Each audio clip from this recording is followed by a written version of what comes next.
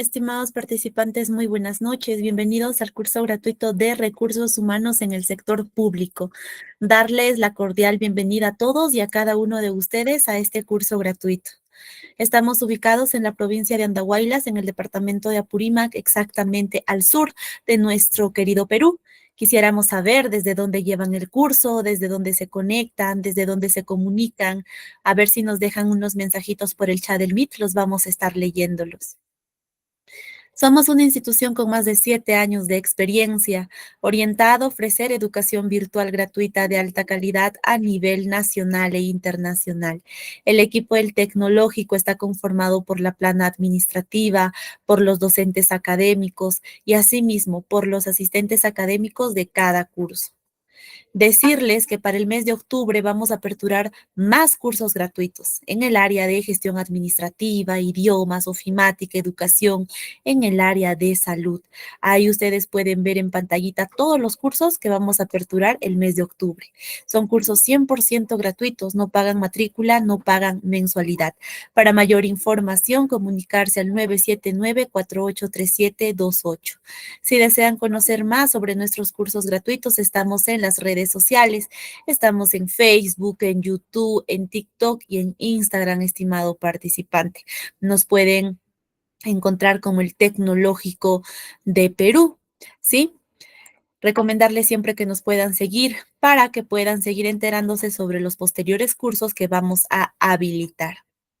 Soy Sherali Camargo, asistente académico del curso. Para cualquier duda, consulta que puedan tener, comunicarse al 991-373227. Siempre estoy pendiente de vuestras dudas, de vuestras consultas.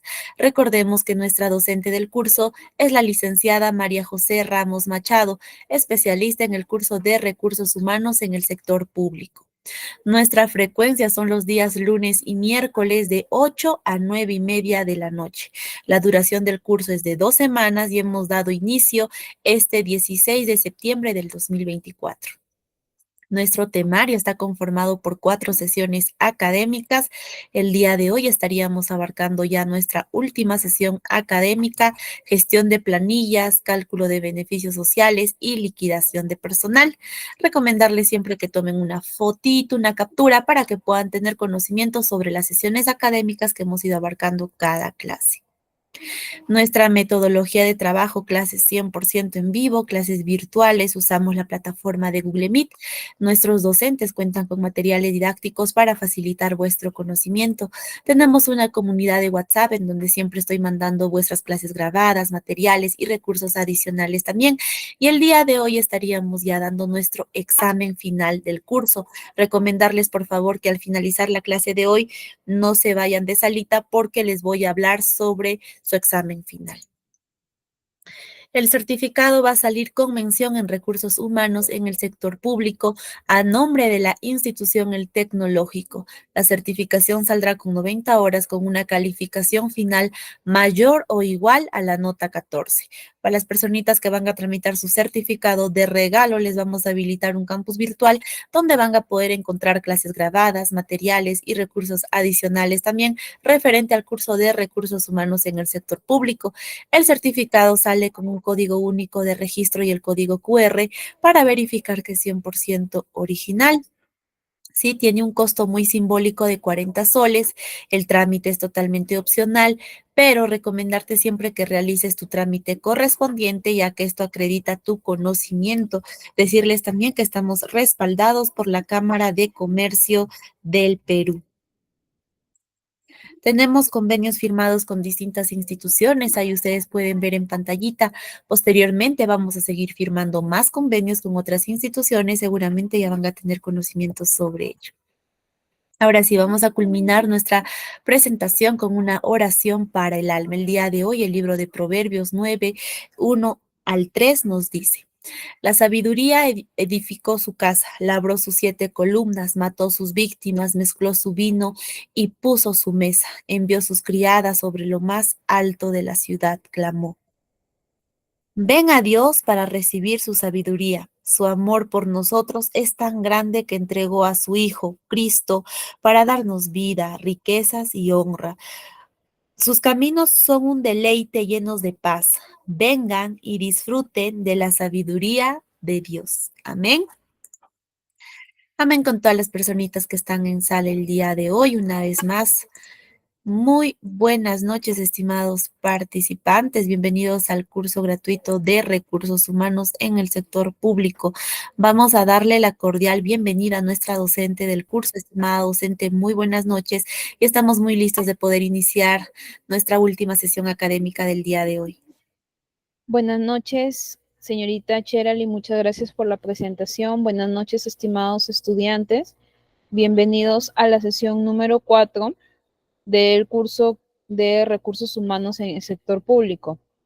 Como en todas las sesiones, siempre es un grato placer estar con ustedes compartiendo esta y todas las sesiones que hemos venido realizando en estas 2 semanas de estudio.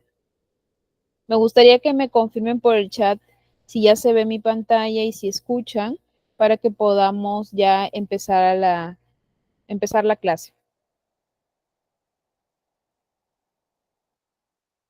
Buenas noches, Wilfredo. Gracias por la confirmación.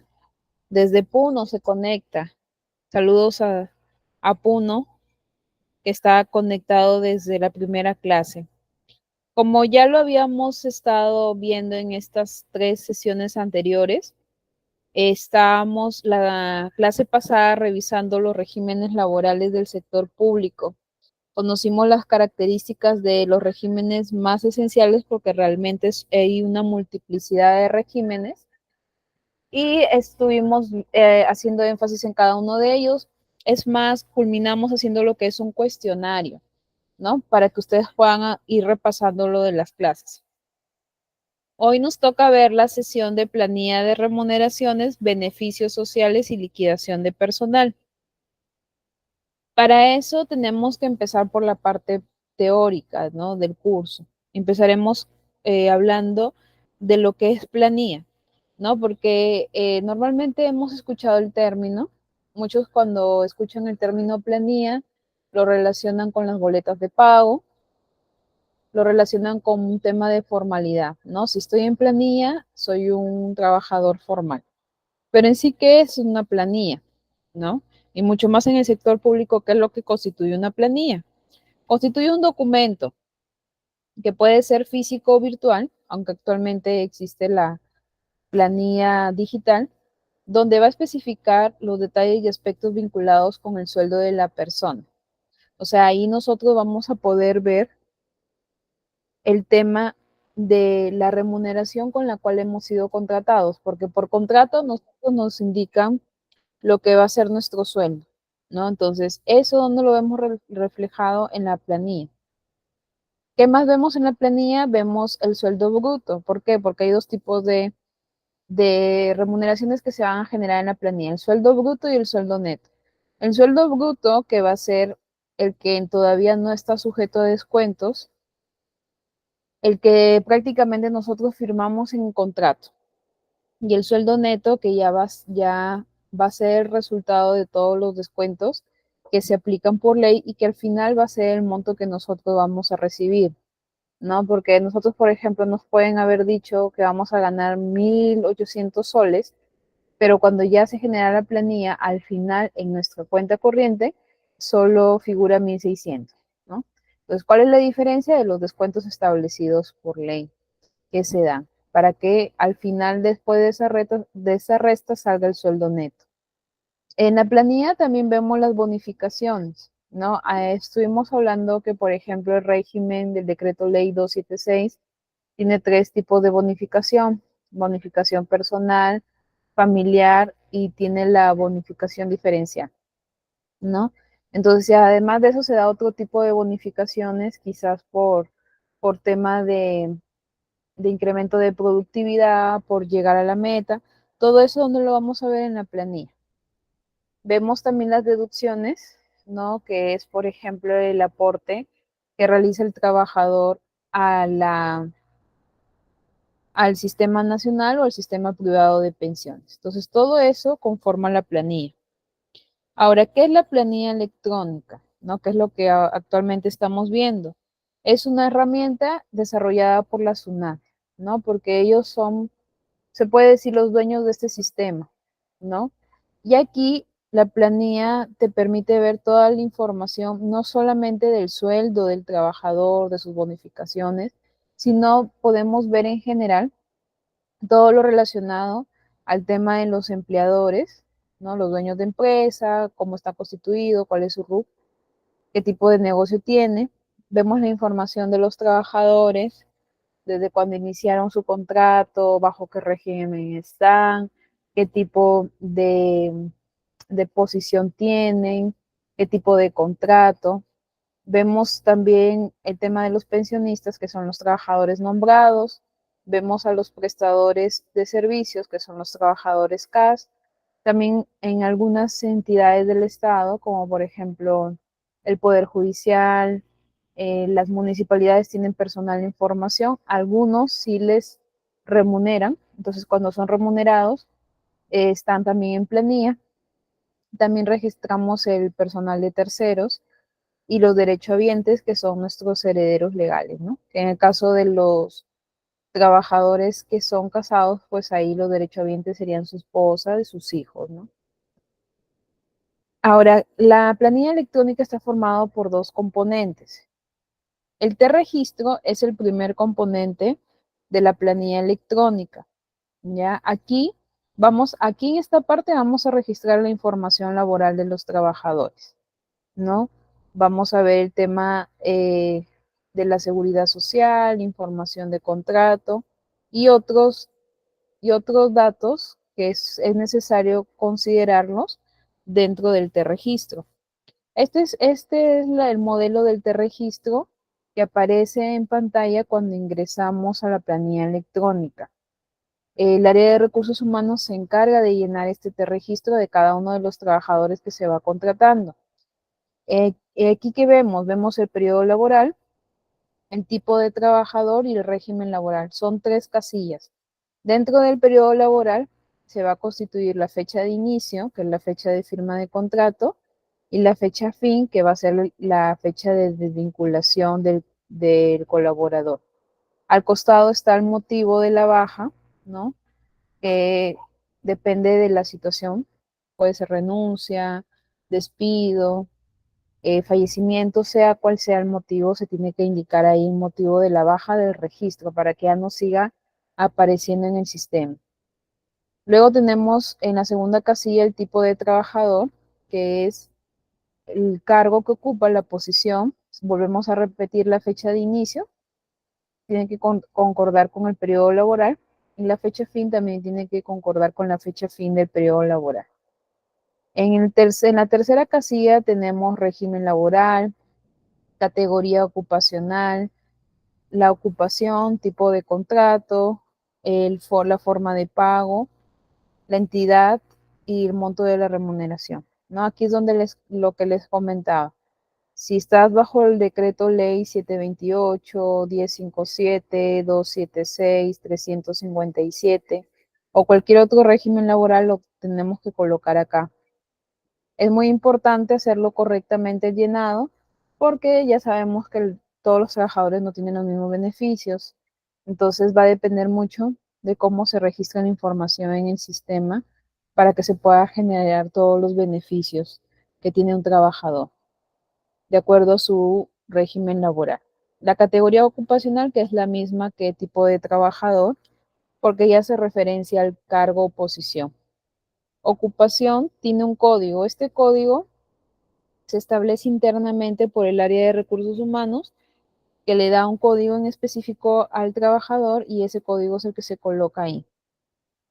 Luego tenemos el tipo de contrato, puede ser contrato a plazo fijo, plazo indeterminado, por modalidad intermitente, dependiendo del tipo de contrato al cual se encuentra regido este trabajador.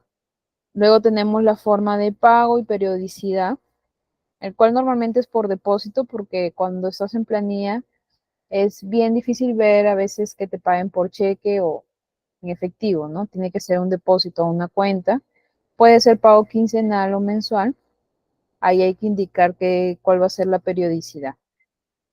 La entidad y cuenta bancaria, que es la elección del trabajador, él tiene que enviar su número de CCI y el nombre de la entidad bancaria donde se va a hacer los depósitos y el monto de la remuneración, que es lo que se fija por contrato. Entonces, todos los datos laborales del trabajador van en el T-registro.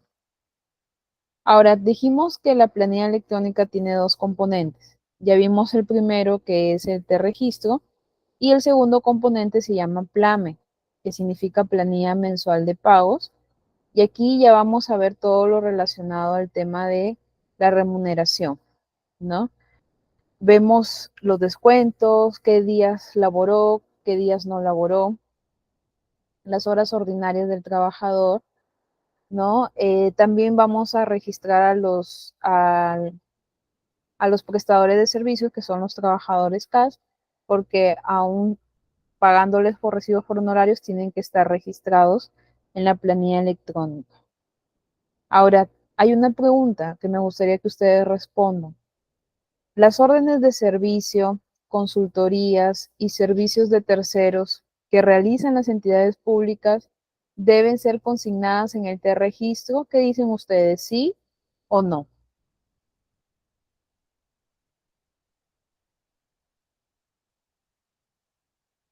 ¿Qué dicen ustedes, jóvenes? Las órdenes de servicio, las consultorías, los servicios de terceros que realizan las entidades. A ver, César, César nos dice que no.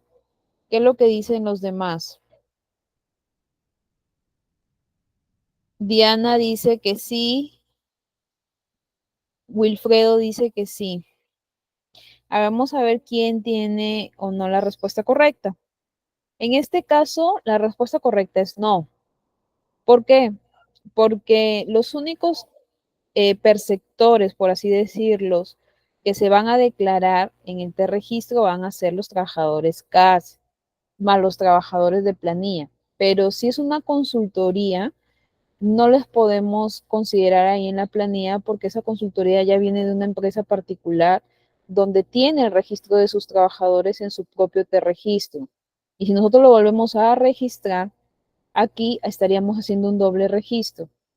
¿Por qué? Porque no es un trabajador perenne en la empresa, ¿no? Igual, si hago una orden de servicio de un proveedor o algo, ese proveedor lo que va a hacer es emitir una factura. Entonces ya no es necesario que lo registre acá. Los únicos, como indica en la pregunta 6, van a ser los trabajadores CAS y los de planilla en general, más no los demás. ¿Ya? Este es el ejemplo del PLAME, de lo que se ve en la pantalla cuando se ingresa el PLAME. Te va a dar la primera opción de empleador, donde uno coloca los datos del empleador, RUT, dirección fiscal, los representantes legales, desde cuándo sacó su RUT, cantidad de trabajadores.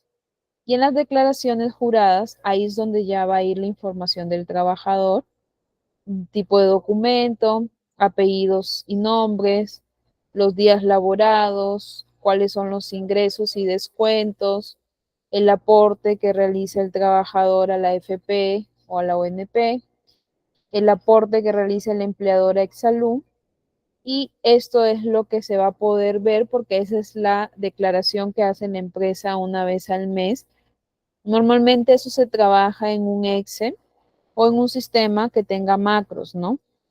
¿Por qué con macros? Porque cuando tú exportas esto al Plame ya no se desconfigura la información, ¿no? Entonces aquí lo exportas, aparece ya acá la información, revisas que todo esté correcto y le das guardar. Entonces ahí tú ya estás declarando la planilla electrónica en la SUNAT, ¿no? Luego, después de ver la planilla, lo que vamos a ver es la gestión de CTS en el sector público. ¿Qué es la CTS? La sigla significa compensación de tiempo por tiempo de servicio. Pero en sí, ¿qué significa? Significa que este es un beneficio social que la empresa otorga al trabajador. ¿Por qué un beneficio? Porque si en el caso te despiden, esta CTS que tú has venido acumulando en el tiempo, constituye un fondo que le permite hacer frente a futuras contingencias que puedan ocurrir luego de la extinción del vínculo laboral o para cubrir necesidades, ¿no? Hasta este año, la CTS de mayo estuvo liberada, ¿no? Como liberada, o sea que podías hacer libre retiro de esa CTS porque por temas de que estuvimos viviendo hace ya 4 años la pandemia, luego vino la recesión económica y la CTS constituyó un fondo que permitió cubrir las necesidades. Pero normalmente la CTS no es algo que lo mantengamos a nuestro libre albedrío, solamente lo puedes retirar cuando ya tú sales de la empresa, ¿no? Y este se deposita en el mes de mayo y en el mes de noviembre. Ahora, de acuerdo a lo que vimos en la clase pasada, ¿a quiénes les corresponde la CTS en el sector público? ¿A qué regímenes laborales les corresponde la CTS?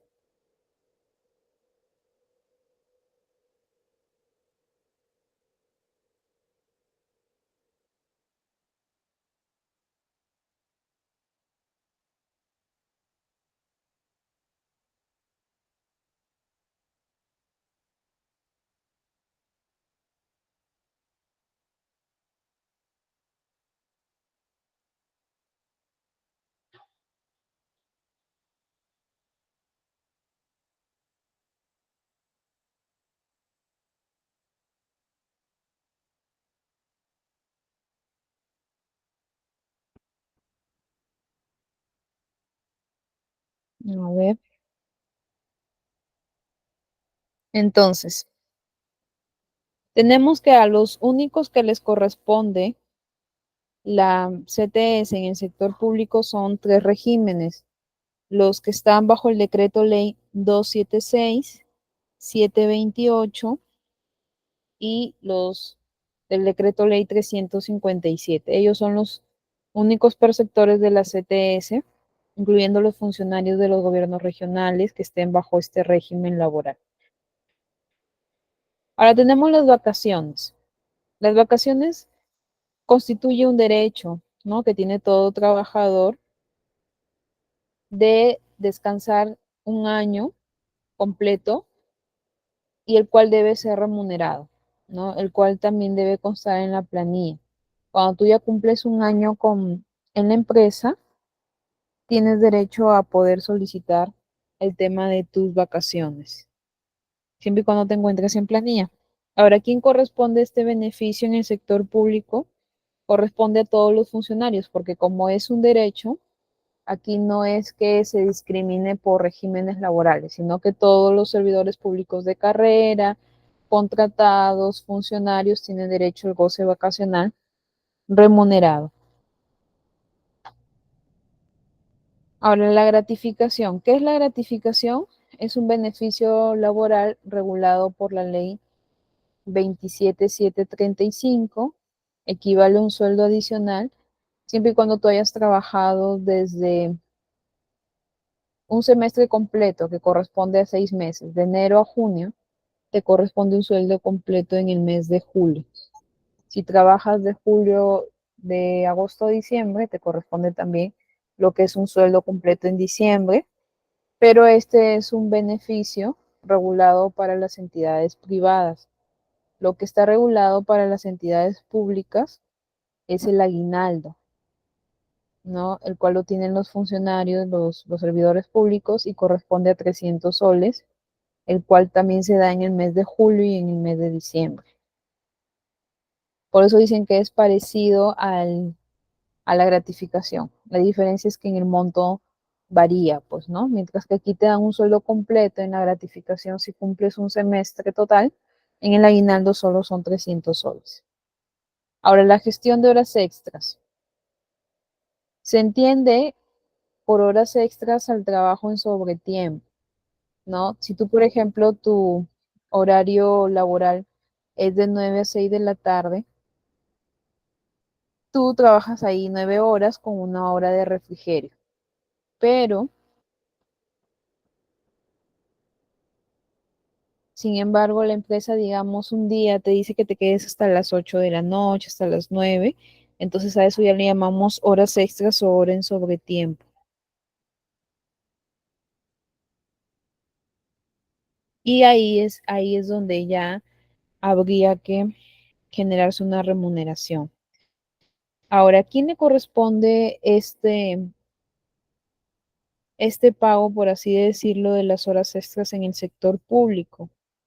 En el caso del sector público, a nadie le corresponde el pago de la hora extra. ¿Por qué? Porque salió una ley de presupuesto en el año 2022, en el artículo 8 del numeral 8.6, donde informa de que indistintamente de las entidades públicas, o sea cual sea la entidad, no se encuentra autorizada a hacer un pago por horas extras. Ahora, esto significa de que si tú haces una hora en sobretiempo en la entidad pública, ¿qué es lo que pasa? Lo que pasa es que ahí en ese caso te, te las devuelven en horas adicionales, ¿no? Las puedes acumular, hablas con tu empleador o con el área de recursos humanos para que puedan ser compensadas. Entonces así trabajan las horas extras. Pero en cambio en el sector privado no, porque ahí no es compensable, sino ahí sí tiene que remunerarse. Y como es remunerado por la primera hora, se te paga el 25% de lo que cuesta la hora. O sea, por ejemplo, si tu hora laboral cuesta 5 soles y en el sector privado tú trabajas una hora extra más, te pagan 5 soles más el 25% de esa hora. Pasada la tercera hora ya no es el 25%, sino lo que se te remunera es el 35% de lo que cuesta la hora. Pero en el sector público no funciona así. Luego tenemos la liquidación de beneficios sociales. La liquidación de beneficios sociales se refiere a los pagos que se deben realizar cuando ya finaliza nuestra relación laboral, ¿no? ¿Qué es lo que incluye? El pago de CTS, vacaciones, gratificaciones truncas, si estás en el sector público, el aguinaldo. ¿A qué le llamamos trunca? Le llamamos a lo que tú no gozas o no utilizas, ¿no? Porque, por ejemplo, tú ya cumpliste un año y la empresa te liquida, entonces tiene que pagar tus vacaciones no gozadas o truncas. Si ya estás próximo a recibir tu aguinaldo y la empresa te liquida, entonces tienen que pagarte el tema del aguinaldo. Tiene que incluir, si en el caso te corresponde la CTS, incluir los pagos de la CTS, vacaciones, gratificaciones de aguinaldo. Ahora, ¿cuáles son las causas para generar la liquidación? Las más conocidas pueden ser por renuncia voluntaria, que es la decisión del mismo colaborador, por término de contrato, o sea, finaliza tu contrato y la empresa ya decide no volverte a renovar, por despido, que no es necesariamente que termine tu contrato, sino que la empresa puede despedirte por alguna sanción, por alguna falta laboral, por diversos motivos, por no llegar a la productividad, entonces puede generar el despido sin necesidad de esperar a que termine tu contrato. Por insolvencia empresarial, cuando la empresa está en quiebra o está pasando por situación económica complicada, o si la empresa también cierra el centro de trabajo, ¿no? Que no necesariamente siempre es por quiebra, sino que la empresa puede cerrar por motivos de generar activos en otros lugares del país o desea trabajar fuera del país, entonces cierra su centro de trabajo. Entonces, esto es lo que hemos visto, jóvenes, es la parte teórica del día de hoy, pero adicional a eso se les ha compartido un Excel que significa planilla de remuneración, que se llama planilla de remuneraciones. Entonces, el día de hoy vamos a estar desarrollando un ejemplo práctico de planilla, el cual se le compartió a la señorita Cherali para que les pueda enviar a ustedes. Si están en la computadora, pueden seguir la explicación y ustedes desarrollarlo en casa, sería bueno. Si en el caso no lo pueden hacer, igual el archivo una vez ya desarrollado se lo voy a enviar a su asistente académica para que ustedes puedan ya practicarlo cuando vuelvan a repasar la clase grabada. No hay ningún problema. Entonces, en el Excel que dice ejemplo de planilla de remuneraciones, van a encontrar dos hojas, una que dice tablas y otra planilla. En la hoja tablas van a ver los datos generales de información que vamos a utilizar para el desarrollo de la planilla. En la parte inicial van a estar las administradoras de fondo de pensiones.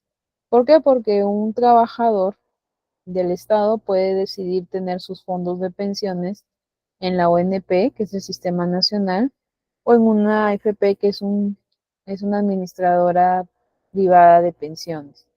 Las más conocidas son Integra, Profuturo, Prima y Hábitat. Son los fondos de pensiones más conocidos.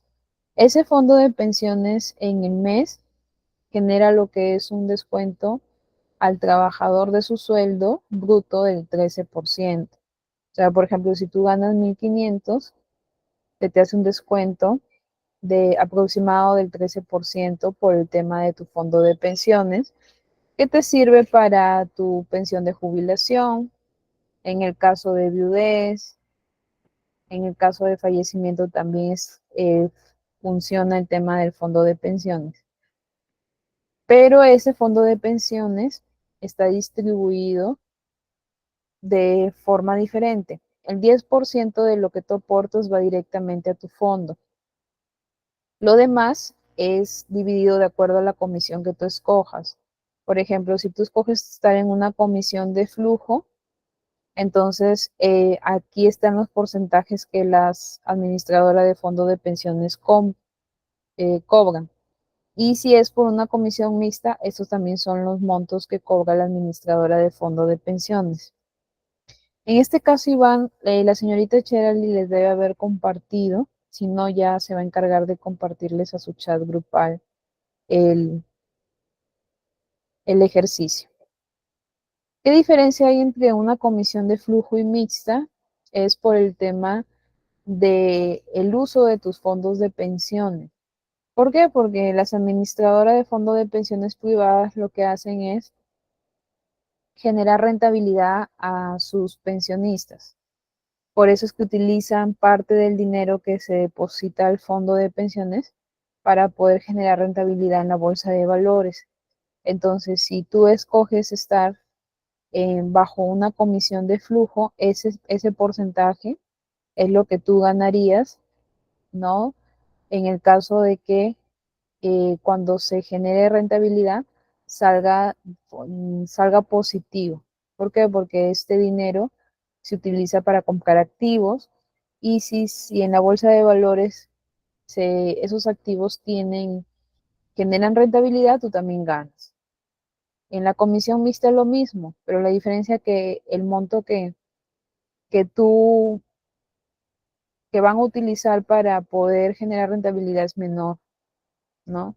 Igual también el riesgo es menor, porque si el fondo de pensiones o la AFP pierde, entonces tú pierdes menos dinero de tu fondo.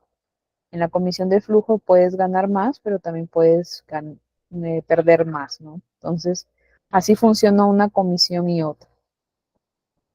En el caso del seguro, que es un porcentaje que es igual en todas las administradoras de fondo de pensiones, es porque este monto que se te descuenta por seguro es en el caso de invalidez, de fallecimiento o de viudez, ¿no? Porque, por ejemplo, hay trabajadores que tienen invalidez total o permanente, ya no pueden seguir laborando. Entonces, pueden solicitar a la administradora de fondo de pensiones que se le dé de forma anticipada lo que han estado aportando. ¿Y cuánto es lo que les van a indicar? O les van a dar es el 1.74% de lo que vinieron a aportar. Si en el caso fallece el titular de la cuenta, esto es lo que le darían a sus derechohabientes, ¿no? El 1.74 de todo lo que aportó iría para los herederos legales, por así decirlo, ¿no? Luego acá al costado tenemos los datos de la razón social de la empresa. Tenemos el RUC, el rubro de la empresa,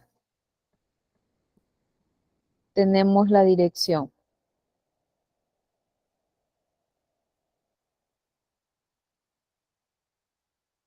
El RUC normalmente empieza con 20. Digo normalmente porque puede ser con 20 o 10.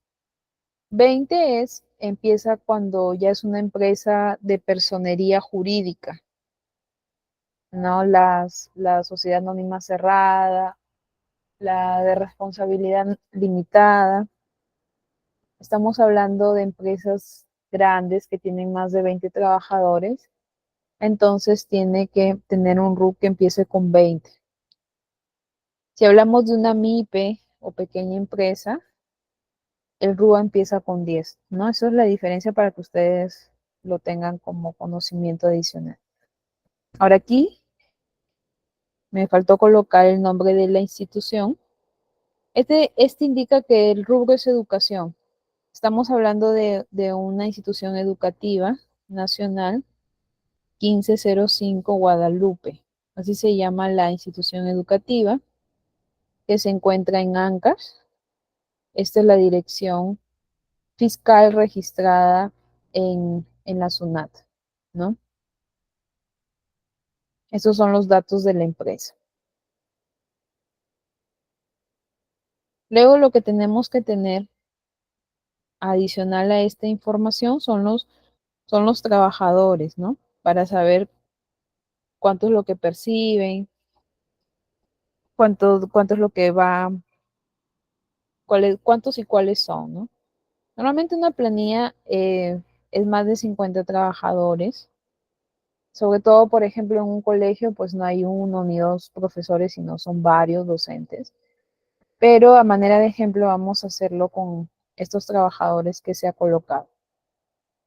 La planilla es de empleados permanentes, o sea, son ya personal nombrado que está trabajando en esta institución educativa. El código que aparece acá es un código interno que le ha dado el área de recursos humanos a cada trabajador. Luego tenemos los nombres y apellidos. Luego tenemos el cargo, ¿no? Tenemos a la directora del colegio, tesorero, secretaria, servidor de limpieza y los docentes.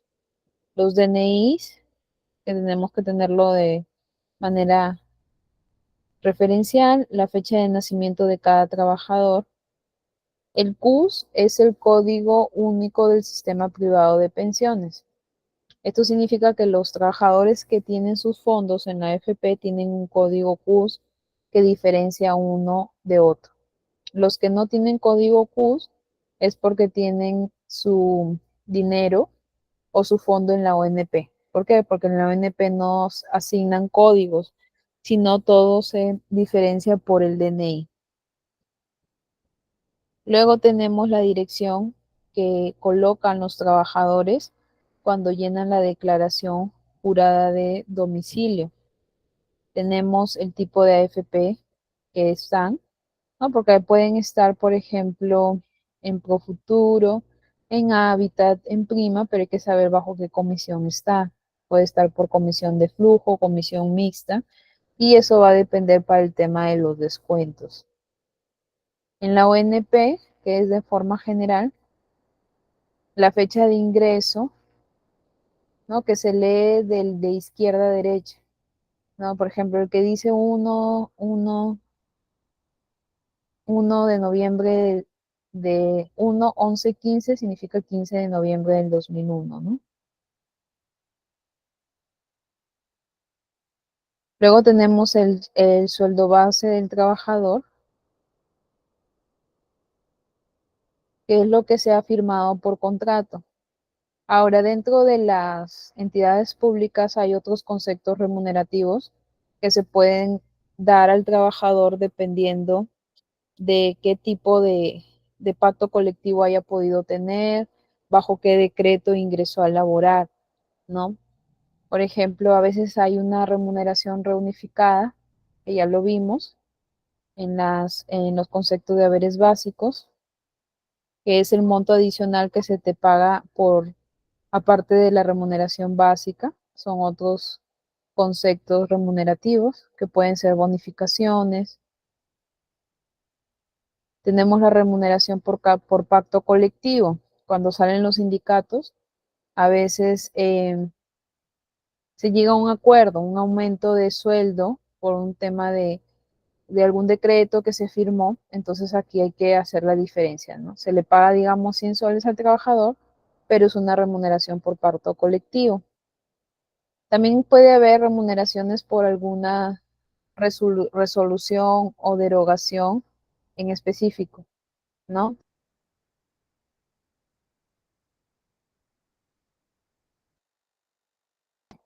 Entonces aquí te indica cuánto es lo que por por esa derogación se dio, ¿no?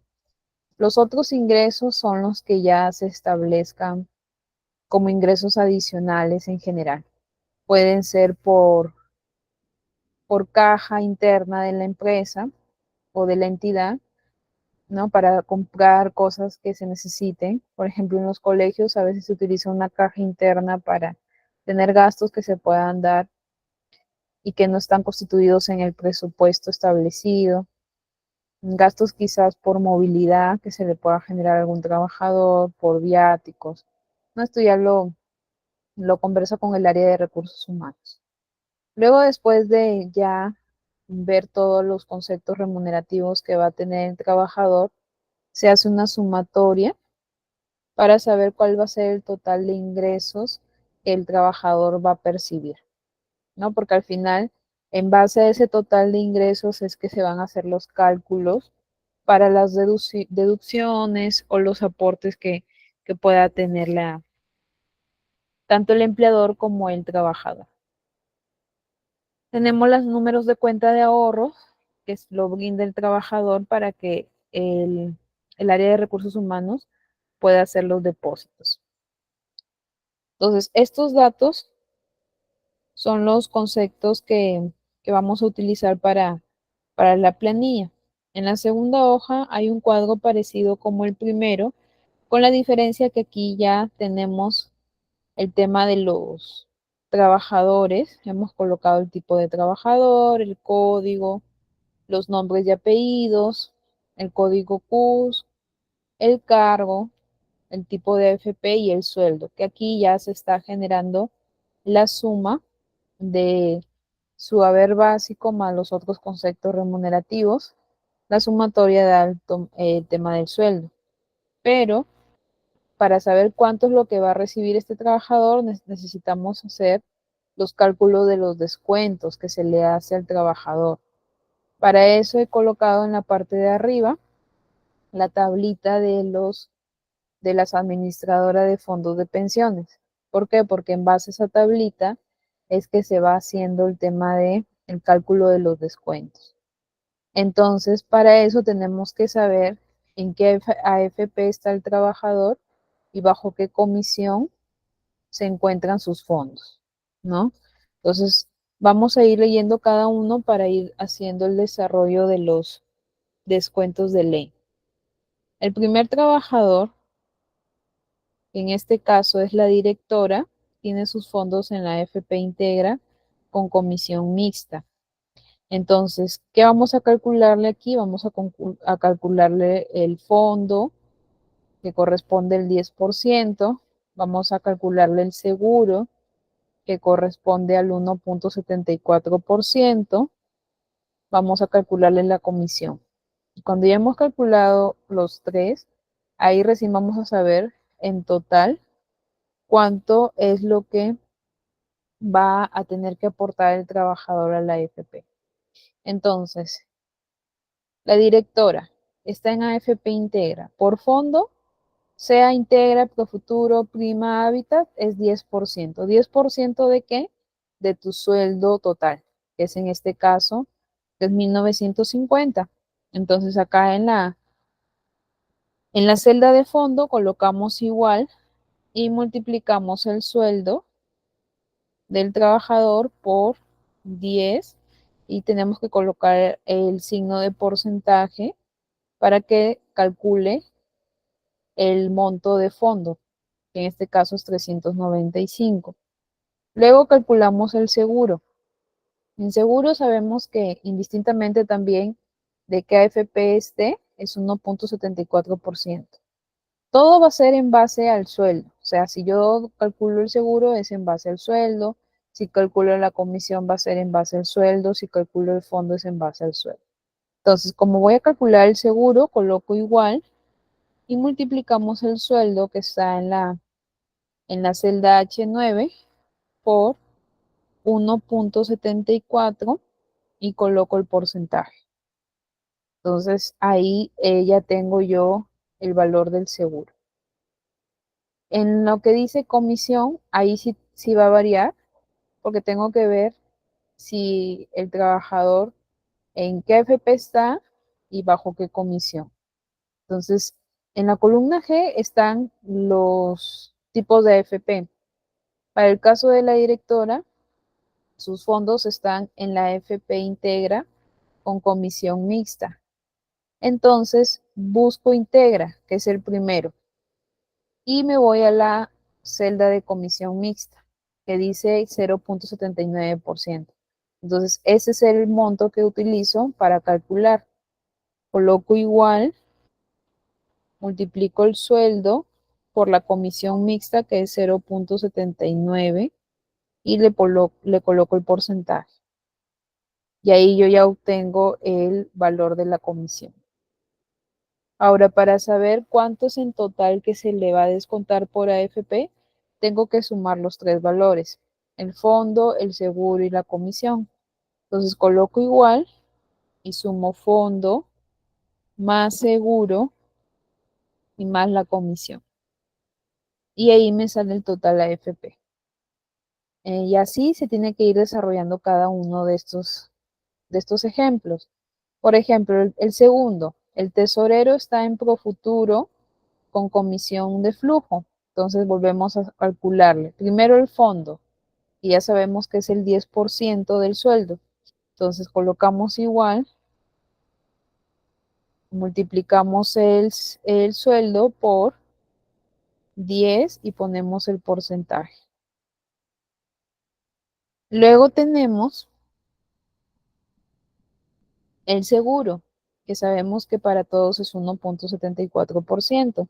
Entonces colocamos igual y multiplicamos el sueldo por 1.74 y ponemos el porcentaje.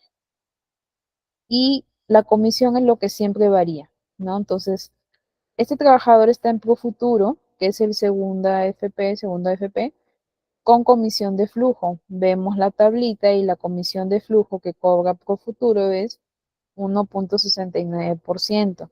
Entonces, en base a eso calculamos, colocamos igual, multiplicamos el sueldo por 1.69, 1.69 y ponemos el porcentaje.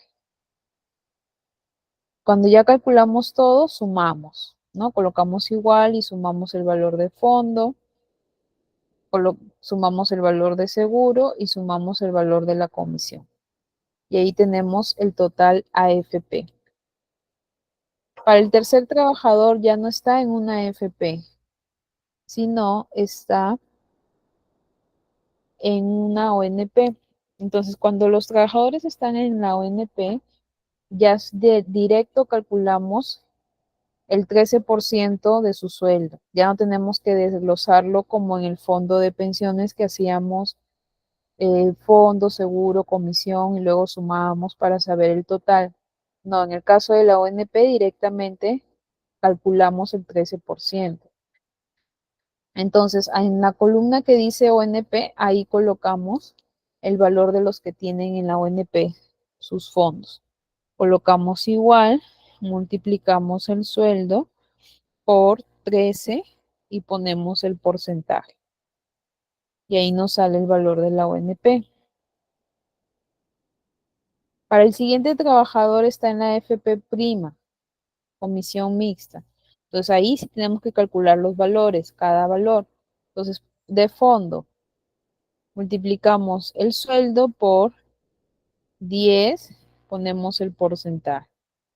El seguro, multiplicamos el sueldo por 1.74%. Multiplicamos la comisión. Entonces buscamos nuevamente nuestra tablita. AFP prima con comisión mixta cobra 1.43%. Entonces colocamos el sueldo por 1.43%. Y sumamos el total a AFP, que sería fondo más seguro más comisión. No, ese es el total a AFP. Para el siguiente trabajador tenemos que está en la ONP. Entonces aquí directo ya sabemos que calculamos el 13%. Entonces colocamos igual, multiplicamos el sueldo por 13%.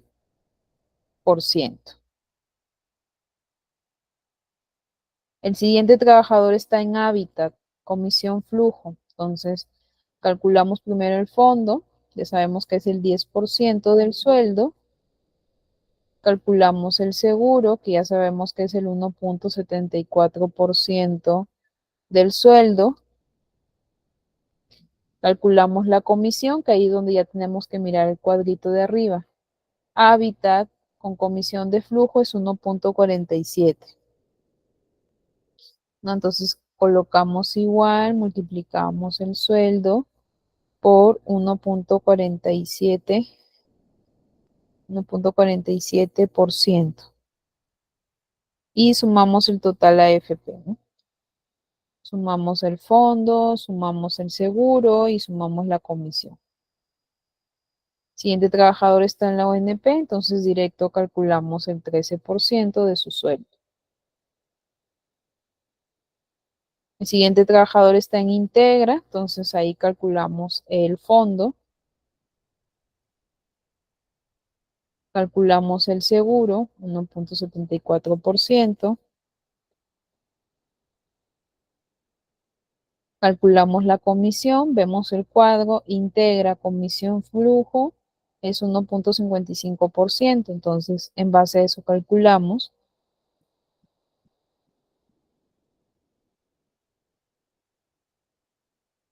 Total AFP, que ya es la sumatoria de todo, fondo más seguro más comisión, y la ONP, que ya sabemos que es el 13%.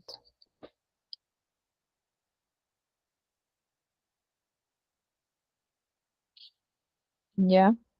Aguinaldo, que ya sabemos que si estamos en fiestas patrias o Navidad, hay que incluir el tema del aguinaldo.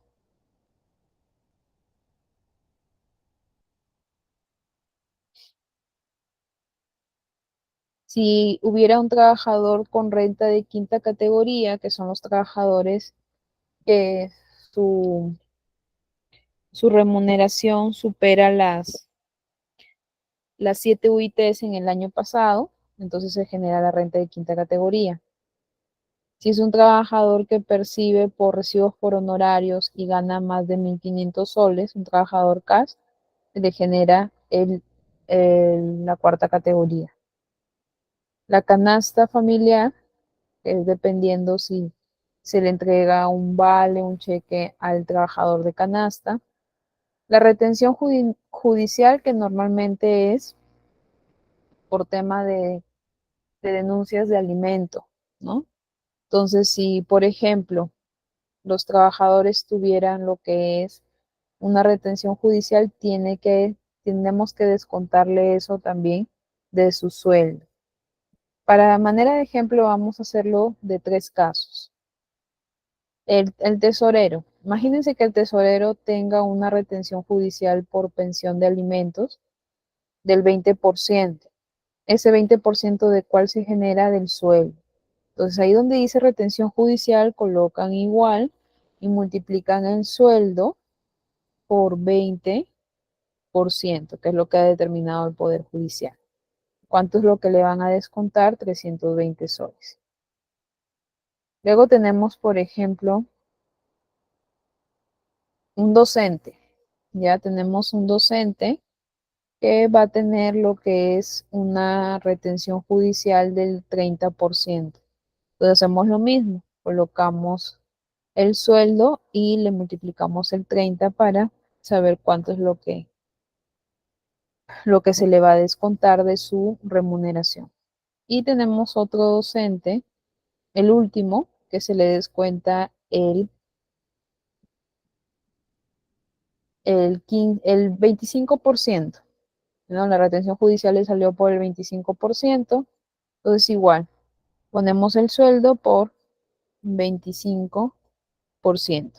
Entonces, a esos trabajadores se les va a retener de su sueldo ese monto de retención judicial para ser luego depositada en la cuenta de la persona acreedora, que en este caso es la madre de familia, ¿no? Porque tiene a sus hijos menores y por eso está pidiendo la retención judicial.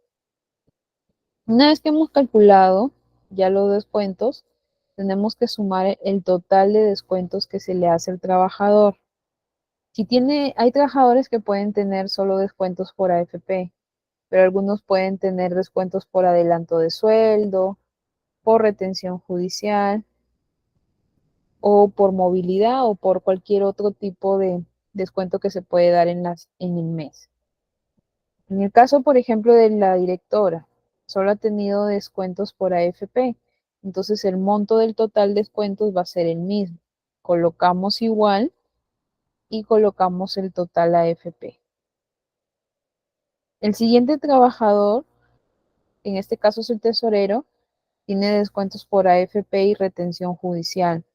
Entonces aquí sí hay que sumarle ambos conceptos, ¿no? Sumamos el total AFP más la retención judicial. El siguiente trabajador nada más tiene descuentos por AFP, por ONP, entonces solamente colocamos la ONP. El que continúa solo tiene descuentos por AFP. El siguiente trabajador tiene descuentos por ONP y retención judicial. Entonces sumamos la ONP más la retención judicial. Siguiente trabajador solo se le tiene descuento de FP. El que continúa solo tiene descuento de ONP. El siguiente también solo descuento por AFP. Y el que continúa tiene descuento de ONP más retención judicial. Entonces ya tenemos el total de descuentos. Cuando ya tenemos el total de descuentos, lo que hay que hacer es poder saber cuál va a ser el saldo a pagar en soles. ¿Por qué? Porque yo ya calculé el tema de todos los descuentos que se le va a hacer al trabajador, pero ahora yo tengo que saber cuánto es lo que realmente se le va a depositar. Entonces ahí lo que tengo que hacer es una resta entre el sueldo menos el total de descuentos. Entonces yo coloco igual y resto el sueldo que está en la columna H menos el descuento que está en la columna T. Entonces ahí ya me sale cuánto es lo que realmente va a percibir el trabajador. Ahora, como ya no quiero hacerlo manual, o sea, no quiero hacerlo uno por uno, el Excel te da la facilidad de que puedas hacer cálculos abreviados, ¿no? Entonces, si yo tengo el primer valor, lo único que puedo hacer es colocar la flechita de la celda donde estoy, me coloco al final y le doy doble clic. Entonces ahí ya me salen los valores que realmente va a recibir cada trabajador, ¿no? La directora va a percibir al final 3.455, eso es lo que se le va a depositar, al tesorero 1.065 y así los demás trabajadores.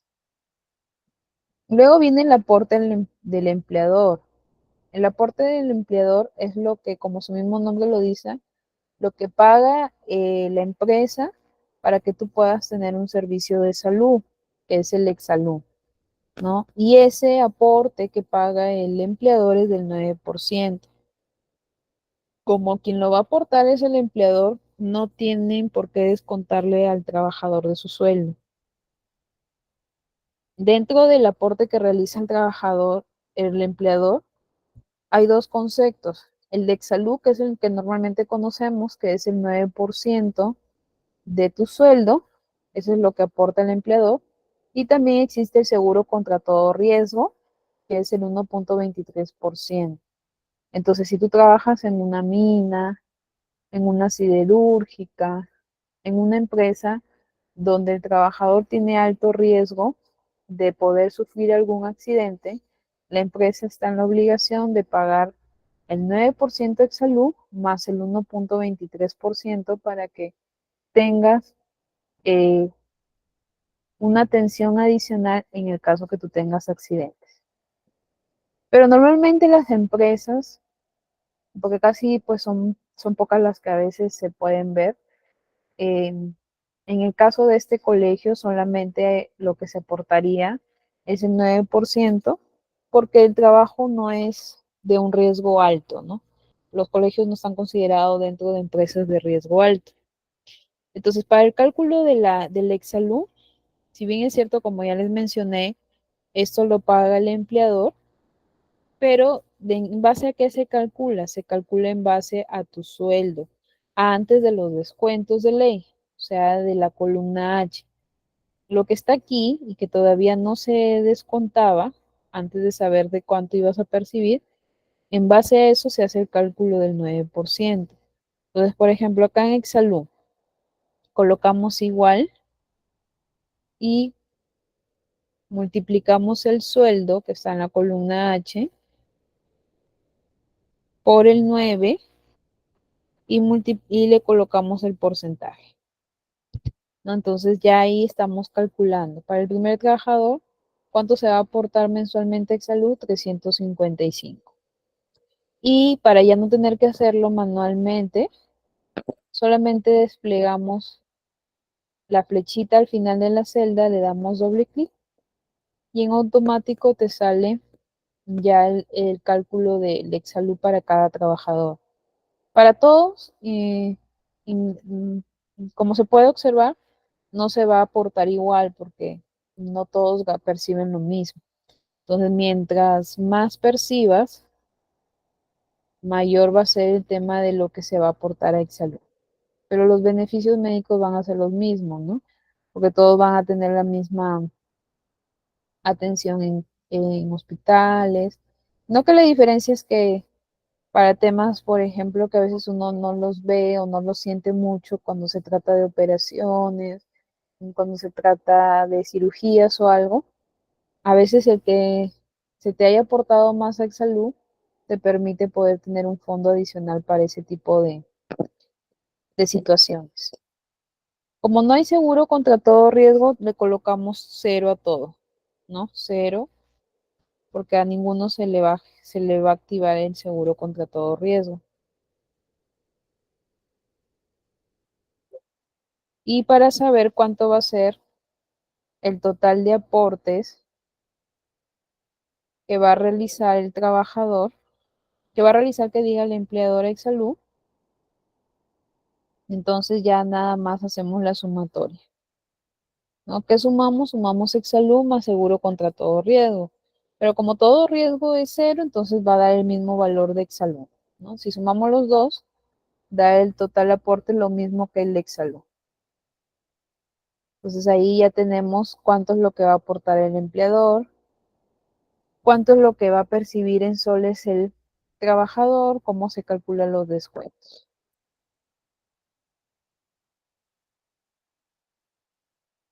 Finalizar la clase se lo comparto a su asistente académica, la señorita Cherali, para que ustedes puedan tenerlo de ejemplo. Adicional a eso, se les debe haber compartido otro Excel. Si en el caso no lo tienen, no se preocupen porque como les digo, al final se va a compartir toda la información que estamos viendo. El segundo Excel es de ejemplos de CTS, ¿no? Entonces, aquí vamos a ver cómo se calcula la CTS. Ya sabemos que la CTS es un beneficio que se percibe en el mes de mayo y en el mes de noviembre, ¿no? Lo percibe en el caso del sector público algunos regímenes, no todos, ¿no? Ahora, ¿Cómo se calcula la CTS? Para el tema de la CTS hay que calcularlo por rangos. ¿En qué sentido? Si yo, por ejemplo, deseo calcular la CTS de mayo, tengo que saber cuánto tiempo ha transcurrido desde la última CTS que se pagó hasta un mes antes de la nueva CTS. Yo les pongo un ejemplo. Si la CTS se paga en el mes de mayo y en el mes de noviembre, y yo deseo calcular la CTS de mayo de este año, entonces tengo que ver cuánto tiempo ha transcurrido desde mayo, desde noviembre del año pasado hasta abril de este año, para ver cuántos días se van a considerar para el cálculo de la CTS. Ahora, por ejemplo, si hay trabajadores que recién han sido contratados este año, significa que yo tengo que considerar la fecha desde cuando entraron a laborar a la empresa, porque yo no podría coger noviembre del año pasado porque no estuvo. Sería un cálculo incorrecto. No puedo coger diciembre tampoco porque tampoco estuvo diciembre. Si digamos, él ingresa en febrero de este año, entonces para saber cuánto se le va a pagar en la CTS, yo lo que tendría que coger es desde febrero hasta abril. ¿Por qué hasta abril? Porque en mayo se te va a pagar la CTS, entonces tú tienes que siempre coger hasta un mes antes. Por eso es importante saber la fecha de ingreso del trabajador, ¿no? Es necesario saber la fecha de ingreso para poder hacer el cálculo del tiempo computable. El tiempo computable son los días que yo voy a considerar para el cálculo de la CTS. También es necesario tener en cuenta las faltas que tú has tenido injustificadas durante ese periodo, ¿no? Que como les vuelvo a mencionar, si estamos trabajando la CTS de mayo, hablamos de las faltas que tú hayas tenido entre noviembre del año pasado hasta abril de este año. ¿Por qué tengo que saber las faltas? Porque si no se justificaron en su momento correctamente, esos días no los voy a considerar porque van a ser días que tú no trabajaste. Entonces yo no los puedo considerar para calcular la CTS. Igual también con las licencias sin goces de haber, ¿no? Digamos que tú estabas en tu licencia de maternidad y te extendiste de tu licencia.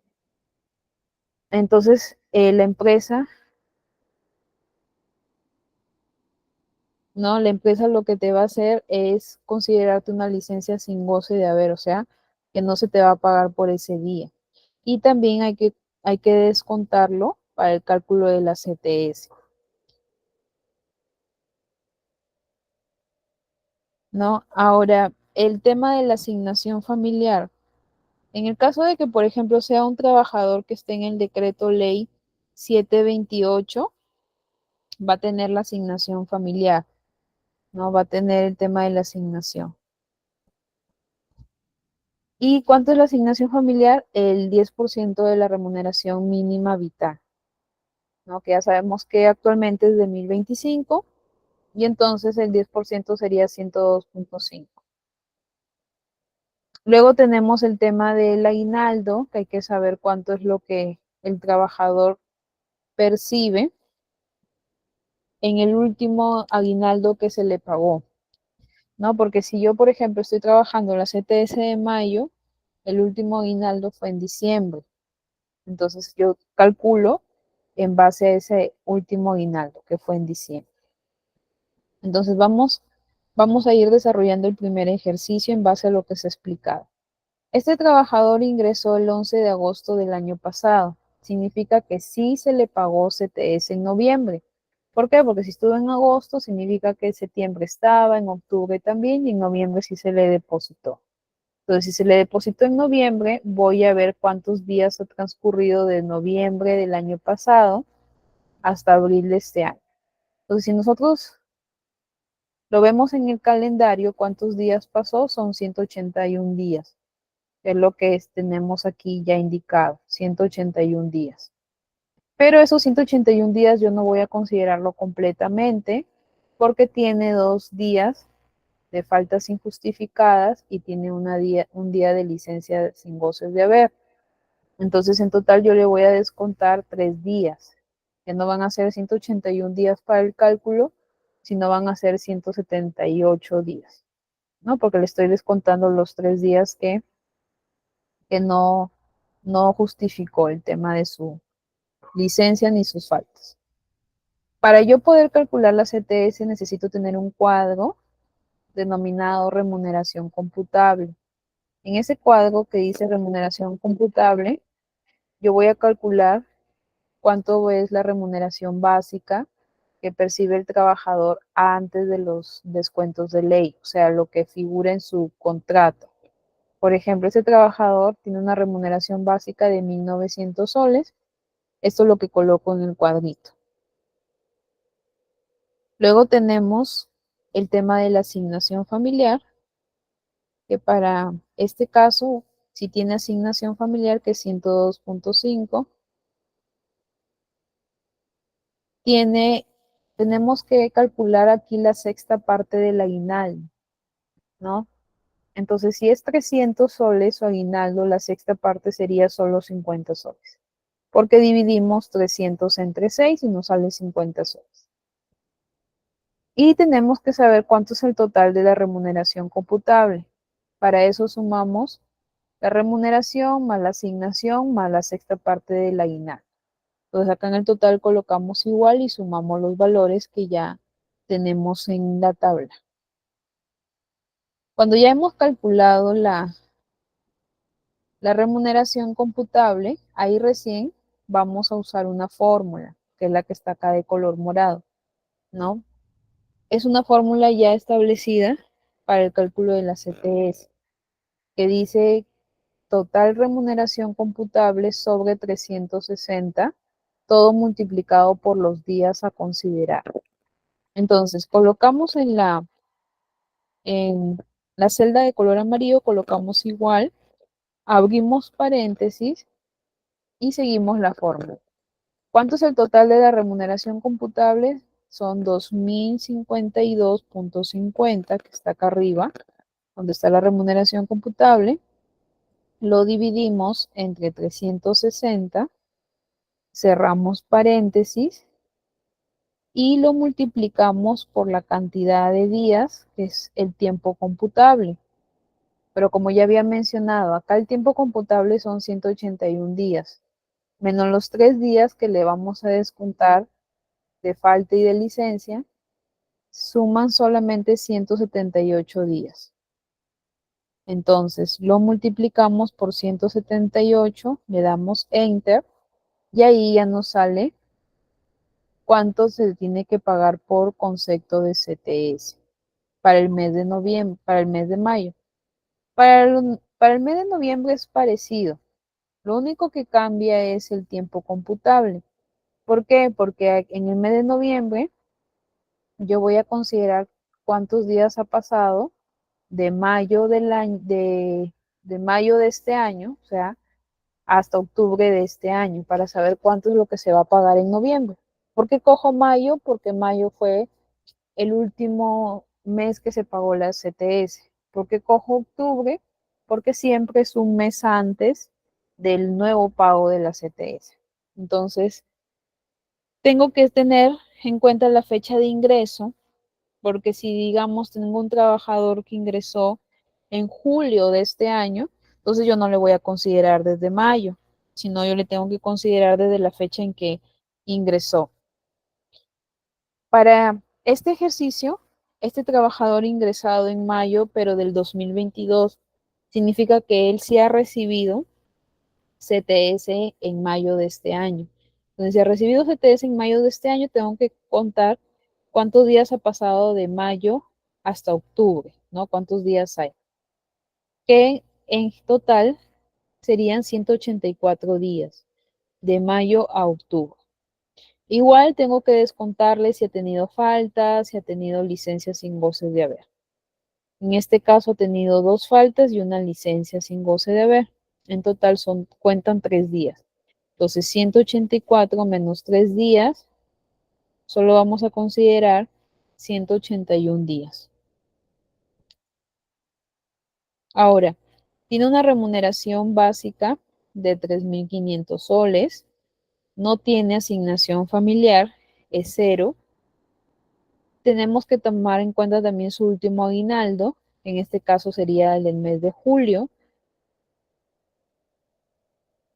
Y cuando el trabajador tiene comisiones, o sea, se le paga comisiones mensuales, hay que considerar el promedio de esas comisiones, ¿no? Porque dentro del cálculo de la CTS también se incluye comisiones cuando el trabajador tenga comisiones. Entonces, este trabajador sí le pagan comisiones mensuales.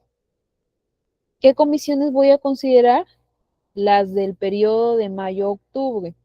¿Por qué considero las de periodo de mayo a octubre? Porque sabemos que ese es el rango del tiempo computable. Entonces, en mayo él recibió 480 soles de comisión, en junio 300 soles, en julio 400, en agosto 440, en septiembre 320, en octubre 250. Pero yo no puedo coger todos estos montos, sumarlos y considerar íntegramente esto para el cálculo de la CTS. No se puede hacer así. Se tiene que solamente coger un promedio. Entonces, para poder coger el promedio hay una fórmula en Excel que se llama promedio. Entonces colocamos igual, ponemos promedio, la fórmula del promedio, señalamos las columnas que queremos promediar, cerramos paréntesis y aquí ya nos calcula cuánto es el promedio de las comisiones. En este caso sería 365 soles. Vamos a llenar el cuadrito de la remuneración computable. Primero llenamos la remuneración básica, que sabemos que según el ejercicio son 3.500 soles. La asignación familiar es cero, no se le paga asignación. La sexta parte del aguinaldo, que ya sabemos que son 50 soles. Y el promedio de comisiones, que son 365 soles. ¿Cuánto suma el total? Colocamos igual y sumamos 3.500 más la asignación familiar, más la sexta parte del aguinaldo, más el promedio de comisiones. Nos da un total de remuneración computable de 3.915, ¿no? Y luego aplicamos la fórmula. Acá en el cuadrito de amarillo colocamos igual. Siempre tenemos que primero abrir paréntesis. ¿Por qué? Porque lo del paréntesis primero tiene que resolverse y luego multiplicarse por los días. Si nosotros hacemos de largo la fórmula, no nos va a salir bien. Entonces, ¿qué dice la fórmula? Igual, abrimos paréntesis, colocamos el total de la remuneración computable sobre 360, cerramos paréntesis y multiplicamos por los días, ¿no? Que en este caso son 181 días. ¿Por qué? Porque son 184 del tiempo computable menos 3 días, que se le descuentan son 181 días. Y ahí ya sale cuánto se le va a pagar la CTS en el mes de noviembre. Entonces ya tienen un ejemplo de cómo calcular la CTS de mayo y otro ejemplo de cómo calcular la CTS de noviembre. Ahora, vamos a aprender a calcular también la gratificación. Si bien es cierto, la gratificación se paga en el sector privado, igual es bueno saber cómo se calcula. Entonces, ya sabemos que la gratificación se paga en el mes de julio y en el mes de diciembre, ¿no? Te corresponde, si estás en el sector privado, te corresponde un sueldo completo cuando tú trabajas un semestre completo. Digamos que tú eres un trabajador que has estado desde enero de este año. Entonces, has trabajado enero, febrero, marzo, abril, mayo, junio. Significa que en julio se te va a pagar un sueldo más, ¿no? Si ganas 2.000, te van a pagar 2.000, más una bonificación extraordinaria que te paga de gratificación. Pero, por ejemplo, no entraste en enero, entraste en abril de este año, entonces sí te va a corresponder la gratificación, pero en base al tiempo que tú has empezado a laborar. ¿Por qué? Porque ya para el cálculo se cogería desde abril hasta junio, abril, mayo, junio, ¿no? Solamente consideraríamos 3 días. Ahora, en la gratificación es importante saber la fecha de ingreso. ¿Por qué es importante saber la fecha? Porque si tú no ingresas completamente en el mes, o sea, no ingresas desde el primer día del mes, ese mes no se considera para el cálculo de la gratificación. Digamos que tú en enero no entraste el 1 de enero, sino entraste el día 20. Entonces, como has entrado el día 20 de enero, enero no lo vamos a considerar para la gratificación. Solo consideraríamos febrero, marzo, abril, mayo y junio. ¿No? Así funciona para el cálculo de la gratificación. Y por ejemplo, entraste el 15 de marzo, entonces marzo yo no voy a considerar, solamente consideraría abril, mayo y junio. Entonces, por eso que en la gratificación sí es importante saber la fecha, o sea, el día, el mes y el año para poder calcular. Entonces, tenemos este trabajador que tiene un sueldo de 1.750 soles. Este es el sueldo que aparece en su contrato y tiene la fecha de ingreso 17 de febrero de este año. Entonces, enero, no voy a utilizar el mes de enero porque en enero él no estaba. Febrero tampoco voy a considerarlo para el cálculo porque él entró el 17 de febrero. Tendría que haber entrado el primero para yo considerarlo ese mes. Entonces, ¿desde qué mes lo vamos a considerar? Desde marzo. Entonces, es una forma de cómo tú puedas calcularlo, ¿no? Hasta que ya te aprendas a calcular de forma más práctica, ¿no?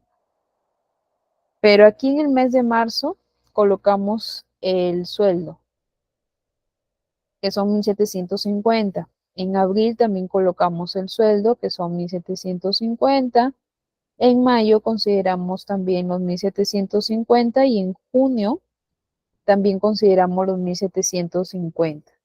Entonces, luego que hemos puesto así, ¿por qué lo ponemos así? Porque esto nos sirve como referencia para saber qué meses vamos a considerar, para cuántos meses vamos a considerar para el cálculo de la gratificación. Entonces, si yo cuento marzo, abril, mayo, junio, significa que voy a considerar 4 meses.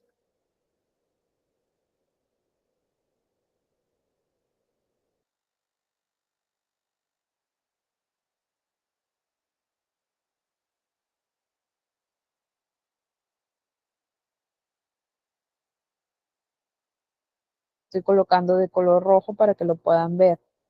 La fórmula dice, total de ingreso, que es el sueldo en soles, se divide entre 6, porque estamos hablando de los semestres, todo eso multiplicado por los meses trabajados. Esa es la fórmula. Entonces, aquí donde dice cálculo de la gratificación, vamos a colocar los datos de la fórmula. Entonces, colocamos igual, abrimos paréntesis y vamos a ir completando. El total ingreso. ¿Cuánto es lo que percibe en el mes? Percibe 1.750. Entonces acá le ponemos 1.750 su total de ingreso. A este monto lo dividimos entre 6, porque corresponde a cada 6 meses se paga el tema de la gratificación, y lo multiplicamos por los meses trabajados que están aquí donde dice meses para el cálculo. ¿Cuántos meses trabajó o cuántos meses vamos a utilizar para el cálculo? 4. Una vez que ya hemos colocado los datos, damos Enter y nos sale el cálculo de la gratificación. Pero adicional a eso, a lo que se calcula de la gratificación, el trabajador recibe una bonificación extraordinaria. ¿Cuánto corresponde a esta bonificación extraordinaria? El 9% de lo que se calculó en la gratificación. O sea, si por ejemplo un trabajador labora un semestre completo, significa que adicional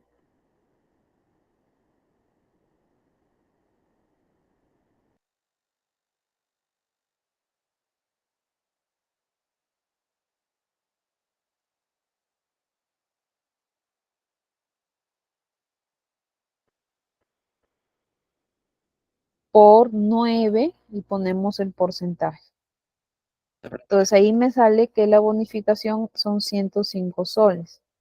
Para saber cuánto en total se le va a pagar de gratificación, lo que hacemos es sumar el cálculo de la gratificación más la bonificación. Y lo real es lo que dice en total a pagar, ¿no? ¿Cuánto recibiría este trabajador? 1.271.67. Es lo que recibiría de gratificación. Ahora tenemos otro caso del mes de diciembre. Este, por ejemplo, es un trabajador que ingresó a laborar en noviembre de este año. Tiene un sueldo de 2.520 soles y tiene una asignación familiar de 102.5, ¿no? Que es el 10%. Cuando el trabajador tenga conceptos por asignación familiar, se le pague además comisiones, todo eso tenemos que considerarlo para el cálculo de la gratificación. Entonces, como este trabajador, aparte de su sueldo, mensualmente recibe asignación familiar, vamos a considerar ambos valores para calcular la gratis. Ahora yo tengo que ver la fecha de ingreso. Este trabajador empezó el 1 de noviembre. Significa que para la gratificación voy a considerar noviembre y diciembre. ¿Por qué considero diciembre? Porque diciembre se paga la gratificación. Ahora, ¿por qué en la de julio yo no considero diciembre? ¿Por qué? Porque si yo considero en el mes de, en el mes de julio considero al mes de julio, valga la redundancia, ya no serían 6 meses, sino serían 7. Sería enero, febrero, marzo, abril, mayo, junio y julio, ya serían 7 meses. Por eso es que en la de julio yo considero los meses de enero a junio.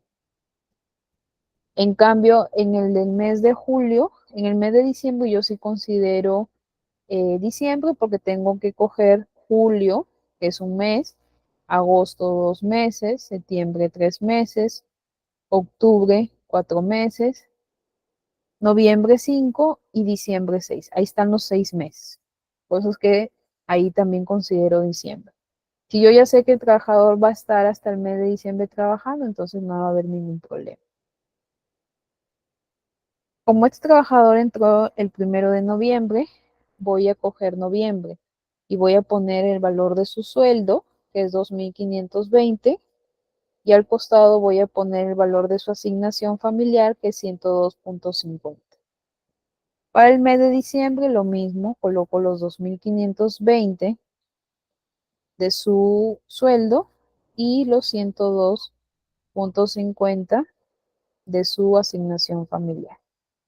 Luego voy llenando ya el cuadrito. Aquí arriba me dice meses para el cálculo. Meses para el cálculo serían 2, porque solamente voy a considerar noviembre y diciembre. Y luego ya usamos la fórmula, ¿no? Esta es la fórmula que yo voy a utilizar para calcular la gratificación. Entonces colocamos igual, abrimos paréntesis, pero aquí hay que tener en cuenta que hay que sumar la asignación más el sueldo, ¿no? Entonces, antes de hacer la fórmula, hay que sumar. Entonces, acá al costado del mes de noviembre, vamos a hacer la sumatoria. Vamos a colocar igual y sumamos los 2.520 más los 102.5. ¿Cuánto es el total del mes? 2.622.50. Entonces, esto es el monto que yo voy a usar. Vuelvo al cálculo de la gratificación y coloco igual, abrimos paréntesis, pongo el monto 2.622.50 lo divido entre 6, cierro paréntesis y lo multiplico por los meses trabajados, que son 2. Y ahí me sale el cálculo de la gratificación. Falta calcular la bonificación extraordinaria, que es el 9%. Entonces coloco igual, multiplico el cálculo de la gratificación por 9, pongo el porcentaje y me sale la bonificación extraordinaria. Para saber en total cuánto es lo que va a recibir de gratificación el trabajador, ya sabemos que sumamos ambos valores encontrados. Colocamos igual y sumamos la gratificación más la bonificación. Y aquí ya nos sale cuánto va a ser el monto a pagar en el mes de diciembre de gratificación. Entonces, bien jóvenes, esto para que ustedes puedan repasarlo en casa, para que lo tengan a manera de ejemplo. Como les comenté, se los voy a compartir a su asistente académica para que ustedes puedan tenerlo ahí y puedan repasarlo. Me ha dado mucho gusto de estar estas 2 semanas con ustedes, que se ha ido volando el tiempo. Espero volverlos a encontrar en otros cursos que se siguen dictando en el tecnológico. Sigan preparándose, sigan formándose, que siempre es bueno tener estudios adicionales, ¿no?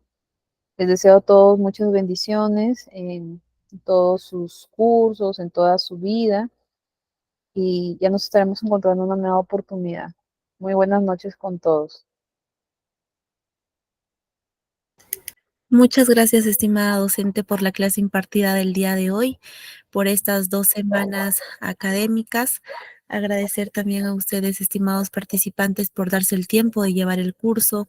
Recuerden que la clase ha sido grabada. El día de mañana voy a estar mandando la clase grabada de hoy por la comunidad de WhatsApp. Sí, estoy compartiendo ahí mi pantalla sobre el tema del examen. Ya se les ha enviado a la comunidad de WhatsApp hace unos instantes. Dice: examen final. El examen final está habilitado desde el miércoles 25 hasta el viernes 27 de septiembre, hasta las 11:59 de la noche. Les estamos enviando el link del examen y automáticamente les bota esta ventanita. Dice: examen final, recursos humanos en el sector público. Estimado participante, si ya tiene la nota aprobatoria, recuerden que es igual o mayor a 14, puede comunicarse con la oficina de certificación para tramitar su certificado. Les estamos dejando el número de la oficina de certificación, el WALINK. Beneficios al momento de tramitar el certificado: código QR, código único de registro, y van a tener un campus virtual habilitado por más de 2 años, ¿sí? Más abajo estamos pidiendo algunos datitos que puedan llenar y hemos consignado 10 preguntas del examen. Al finalizar, aplastan en enviar y automáticamente el sistema les va a botar vuestra puntuación. Entonces, también para las personitas, si desean realizar una contribución con la institución El Tecnológico, por lo aprendido, pueden comunicarse al número 979-483728.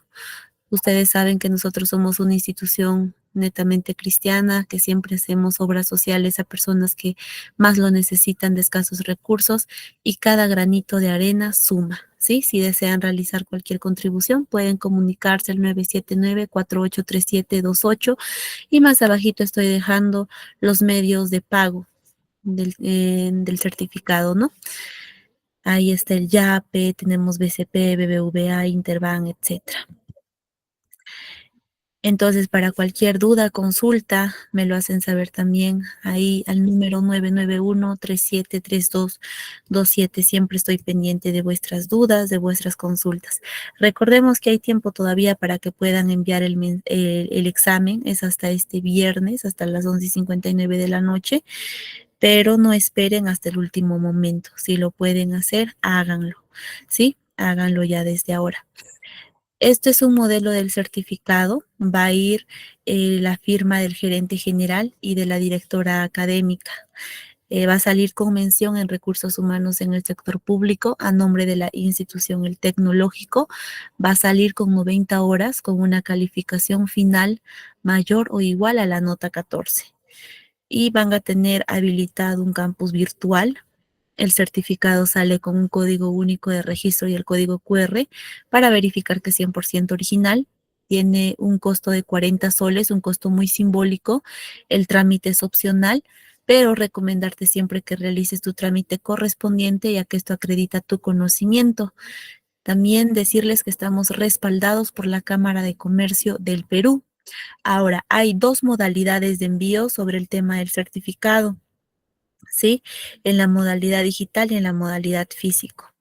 Para las personitas que van a tramitar su certificado digitalmente, les vamos a enviar un enlace o un link donde ustedes van a poder descargar vuestro certificado. Y para las personitas que van a tramitar su certificado en físico, les vamos a enviar a través de la empresa Shalom con un costo adicional de 15 soles. Tal vez hay participantes que son del extranjero.